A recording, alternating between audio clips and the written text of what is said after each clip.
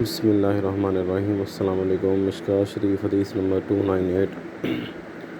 حضرت ابو ہریرہ رضی اللہ عنہ بیان کرتے ہیں کہ رسول اللہ صلی اللہ علیہ وسلم قبرستان تشریف لائے تو فرمایا، ان گھروں کے رہنے والے مومنوں، تم پر سلامتی ہو۔ اگر اللہ نے چاہا تو ہم بھی یقیناً تمہارے پاس پہنچنے والے ہیں۔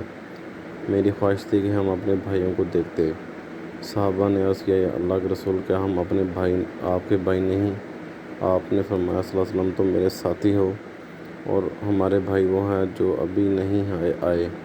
صحابہ نے پھر عرض کیا، اللہ کے رسول، آپ اپنی امت کے ان افراد کو کیسے پہچانیں گے جو ابھی نہیں آئے اور وہ بعد میں آئیں گے؟ آپ صلی اللہ علیہ وسلم نے فرمایا، مجھے بتاؤ، اگر کسی شخص کا سفید ٹانگوں اور سفید پیشانی والا گھوڑا سیاہ گھوڑوں میں ہو تو کیا وہ اپنے گھوڑے کو نہیں پہچانے گا؟